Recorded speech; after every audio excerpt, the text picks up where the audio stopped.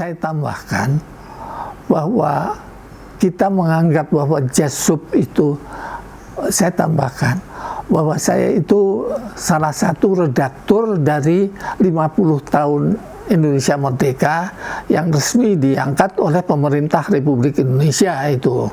Yaitu bukunya 50 tahun itu diterbitkan oleh Sekretariat Negara.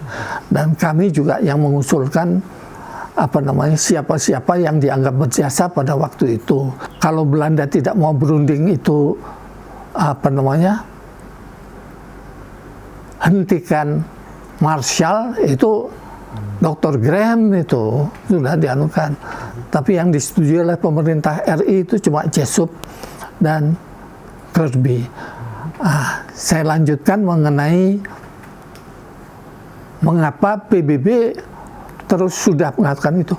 Karena diplomasi kita kuat. Jadi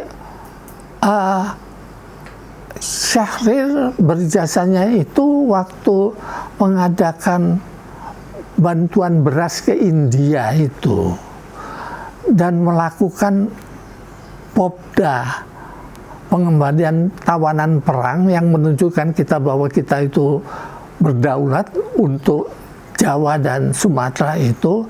Jadi prisoner of war and internees-nya itu ada di daerah Republik, dan kita menyetujui bahwa kita kirimkan ke Jakarta itu adalah Popda di bawah Mayor Jenderal Sutibyo itu. Tapi Syahrir itu pada Desember itu bisa mewakili tambah satu lagi, pada waktu agresi kemudian serangan 21 itu PBB sudah mau mendengarkan delegasi Indonesia itu karena bantuan El-Khoury, wakil dari Syria. Tapi Van Clevens yang waktu itu mempertahankan itu menyatakan bahwa Indonesia tidak berhak, dan dia membawa orang-orang dari Indonesia Timur, Anak Agung, Gede Agung, Sukowati, Najamuddin, dan Malewa itu ke sana untuk menandingi pemerintahan Syahrir. Nah, itu tahun yang kan. Tapi pada serangan kedua itu Syahrir, Sudarpo, Charles Tambu, Haji Agus Salim itu sudah nggak ikut serta itu. Jadi Fadlizon keliru bahwa masih diwakili oleh beliau ini sudah tidak itu. Jadi pembicaraan pada akhir Desember itu sudah nggak menggubris PDRI itu. Jadi itu diwakili oleh Lambertus Nikupalar dan Dr. Chua Sik In itu. Jadi sekarang itulah perbandingannya. 28 Januari itu sudah diadakan, sudah tegak bahwa Indonesia kedaulatannya itu masih ada, dan kemudian untuk sebagian, maksudnya untuk Republik Indonesia, tidak untuk 16 negara bagian yang lain itu. Dan setelah itu, jadi sebelum 1 Maret, pada bulan Februari itu, pada waktu masih pembicaraan, baru ada pengumuman bahwa kelanjutan dari 28 Januari itu akan dilakukan pada bulan Maret. Maka terjadilah perebutan klaim siapa yang pertama mendengar untuk mengambil inisiatif untuk melakukan serangan September. kan itu kan mendengar bahwa sudah ada perundingan di PBB, sudah ada desakan dari PBB untuk mengadakan perundingan. Desakannya kan waktu itu kan mau berunding asal Bung Karno dan Bung Hatta dikembalikan ke Yogyakarta. Jadi Yogyakarta. Jadi tidak relevan untuk dinyatakan hari 1 Maret itu sebagai hari penegakan kedaulatan negara Republik Indonesia, atau tidak benar lah itu kan. Itu kekeliruannya itu yang paling besar. Bukan, jadi persoalan siapa yang mengambil inisiatif itu persoalan lagi. Sebab itu yang mati itu cuma 3 orang militer dan 3 orang polisi. Lantas orang mempersoalkan, ini dokumen-dokumen yang benar. Saya punya dokumen lebih banyak dari lebih yang menentukan daripada yang lain, karena saya punya dokumen sangat rahasia, laporan Van Langen pada Jenderal Spoor. Jadi bagaimana kedudukan itu nanti akan saya jelaskan, dan dari laporan itu kelihatan nanti dan tapi sudah itu. Ini yang dikemukakan oleh Profesor Suryadi dari negeri Belanda itu. Jadi kan itu sudah disebut bahwa yang Suryadi juga sudah menyebut bahwa yang mati hanya 3 orang militer dan 3 orang polisi dan 14 luka-luka. Tapi Suryadi kan mengambilnya dari surat kabar. Kalau saya ini dari ARA apa dari Riyadh ya, saya agak lupa itu antara, karena yang saya kunjungi pada waktu itu, yang saya teliti arsip di Rijksinstituut voor Oorlog Dokumentasi, arsip di Algemene Rijksarchief, dan di seksi militer Geschiedenis di tempat Frederiksburg itu, tempat kerja Petra Groen itu.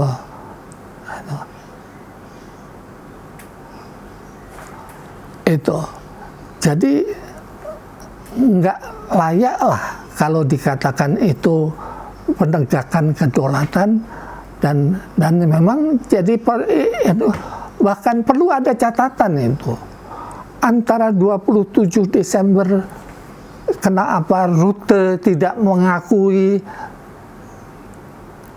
17 Agustus itu ya karena itu desak bagaimana dia mengakui bahwa sudah merdeka, sebagian sudah mulai menegakkan itu pada tahun 45, dan mengakui bahwa tindakan Belanda untuk mempertahankan itu kan. Jadi orang-orang BFO ini sampai bulan Agustus waktu penyerahan kedaulatan, waktu pergantian dari pemerintah Wilhelmina ke Juliana, masih beramai-ramai dengan gayanya untuk mengakui kedaulatan Belanda, bahwa yang masih berdaulat Belanda, ya Mr. Hamid, Sultan Hamid, anak agung gede agung, Mr. Mansur, Dr. Mansur, negara Indonesia Timur, Profesor Jayadiningrat, itu baris itu menyatakan bahwa yang berdaulat itu masih Belanda. itu. Jadi diadukan itu. Baru kemudian diadakan, ini setelah itu diadakan perjanjian Rumruyen, itu Indonesia pemerintahan RI dikembalikan Jogja hanya di sekitar Yogyakarta saja. Mula-mula hanya kota Yogyakarta, kemudian mulai diperlebar, tapi tetap aja orang BFO bilang itu kan masih cuma selebar daun. Padahal di Sumatera juga masih kita kuasai itu di daerah-daerah. Tapi begitulah dianukan. Dan kemudian berita Suryati bahwa penyerahan kedaulatan itu diserahkan di Wonosari itu kepada Sultan Hamengkubuwono, kepada Soeharto, itu kan setelah lewat perjanjian itu. Jadi waktu penyerahan di Wonosari itu bulan Juni itu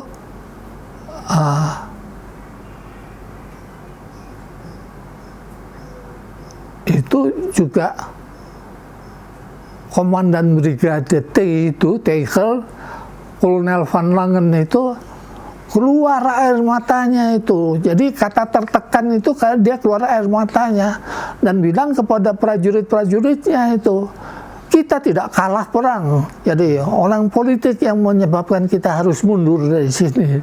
Itu tekanan yang disebabkan pada tekanan itu. Dan itu ada recorded itu, ada di tempat kita juga ada itu. Seperti hanya 3 orang polisi, 3 orang perwira itu juga itu ada di 30 tahun Indonesia Merdeka, 50 tahun, 40 tahun Indonesia Merdeka, kan 50 tahun kita. Kalau kita baca peristiwa itu kan kelihatan, itu sebabnya Sejarah Nasional Indonesia 1975 di bawah redaktur Profesor Sartono Kartodirjo diperbaiki oleh Sejarah Nasional Indonesia, diperbaiki tanggal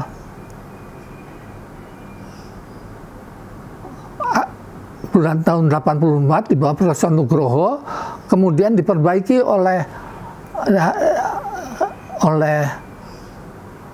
Anhar Gonggong sama Profesor Lairisa, dan kemudian kan nggak menyebutkan sama sekali itu. Bukan mau mengubah sejarah. Kemudian Dr. Anhar Gonggong bilang, yang saya tahu waktu itu cuma 19 Agustus dan 10 November dan tidak ada. Nah, dia sebetulnya kan punya kesempatan kalau benar dia berpendapat itu untuk menyebutkan itu waktu revisinya itu sudah di bawah Pak Harto itu tahun 93 itu buku Sejarah Nasional. Jadi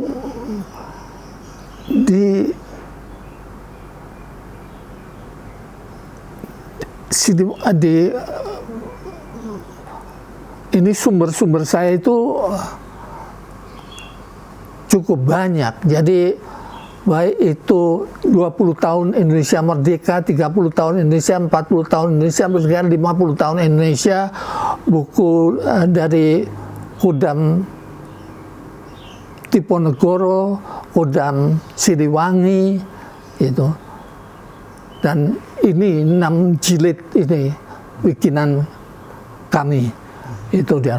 Dan juga di itu bikinan sejarahnya khusus ABRI itu juga menyatakan berjasa, tapi tidak seberjasa kaum government in exile, kaum diplomat yang berhasil mendesak Belanda dengan cara membawanya ke forum PBB.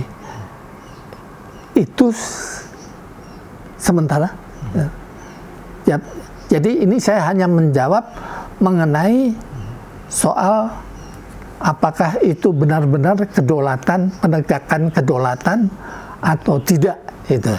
Jadi pendapat saya itu bukan hari penegakan kedaulatan. Kelirunya itu bukan pada letak judulnya pun keliru. Jadi pertimbangannya keliru, diktumnya keliru dari keputusan Presiden nomor 2 tahun 2020 itu. Sekian mengenai topik ini. Mungkin yang kedua begini, ini dari berbagai sumber kan digambarkan bahwa dengan mulai perpindahan ibu kota atau perpindahan wilayah Indonesia dari Jakarta ke Yogyakarta, sebetulnya sudah ada antisipasi baik di dalam negeri waktu itu maupun di luar negeri mengenai apa yang akan dilakukan oleh Belanda, termasuk agresi ya, dengan pembenaran masuknya sekutu ke Indonesia. ya. Nah, bagian dari reaksi ini, tadi Pak Nanda menyebut adalah tanggapan atau kegiatan atau respon dari government in exile. Ya, Artinya kalau saya boleh mengambil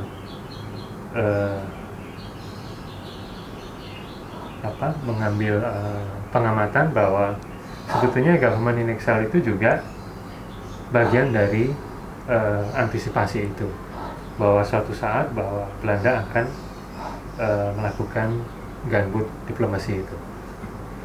Nah, pertanyaan saya sebetulnya relasi seperti apa antara pemerintah di Jogja dengan government in exile itu? Apakah sifatnya hanya komunikasi secukupnya atau memang dua-duanya saling mengupdate ya, memberikan informasi-informasi terbaru. Jadi dari New Delhi ke Jogja dan Jogja ke New Delhi. Misalnya kalau saya baca bukunya John Monfries gitu ya, bahwa Jogja. Buku siapa? John Monfries. Oh, John Monfries. Jadi itu komunikasi ke Jogja siaran radio itu tidak terhalang ya. Jadi cukup siaran radio cukup termasuk di Wonosari ya, di Jogja di Wonosari. Nah, apakah hubungan antara Jogja dan New Delhi itu hubungan yang sifatnya saling mendukung atau sekedarnya saja saling sekedar membantu saja? ya, saling mendukung.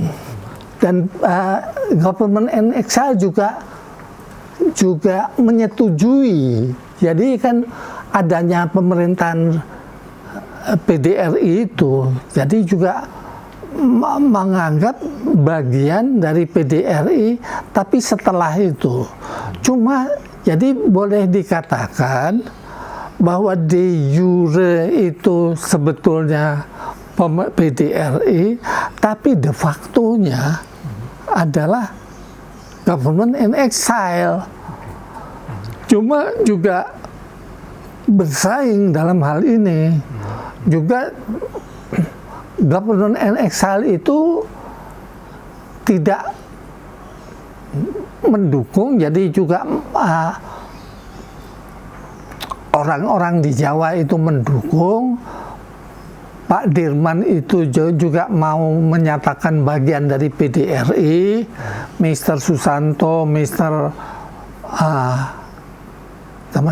Kasimo Maskur Suparno itu juga menteri-menteri dan itu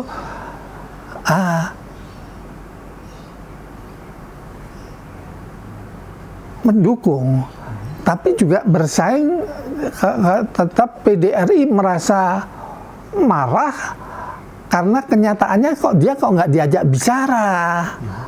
Itu kenyataannya kok semuanya ini kok nggak lewat dia. Dan hubungan umpamanya dengan Pak Dirman, Mr. Rashid itu menginginkan bahwa gerakan pertempuran itu, gerakan tentara Republik Indonesia itu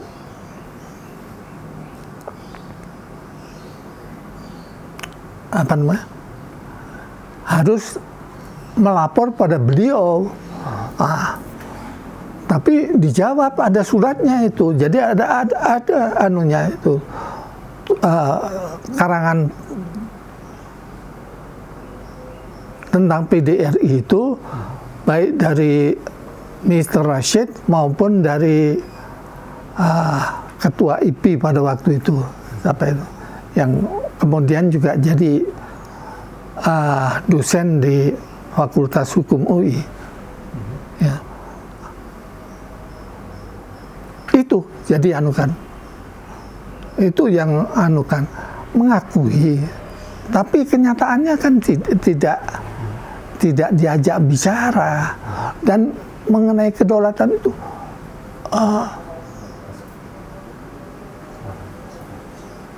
kita kemudian Bung Karno juga mengadakan trasi baru itu. Jadi pertempuran setelah 1 Maret itu, 1 Maret itu 3 orang, tapi yang mati kita itu 200 orang gitu. Dan kalau boleh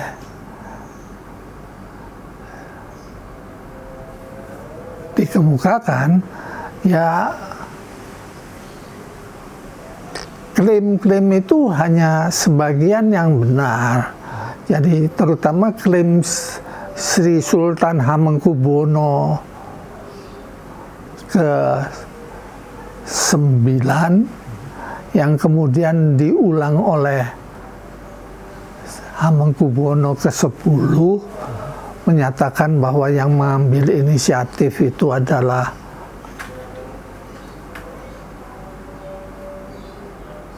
Sri Sultan. Itu ya nggak benar. Itu lebih benar yang dikemukakan oleh Anhar Gonggong, bahwa ada itu surat dari perintah dari Bambang Sugeng. Jadi apa yang dikemukakan oleh Wiliater Hutagalung itu juga perlu dibahas bersama-sama mengenai kebenarannya, yang mana yang benar, yang mana yang kurang tepat, terutama juga tentang itu. Jadi juga laporan dari Banaran itu ya yang benar itu, bahwa susulan itu.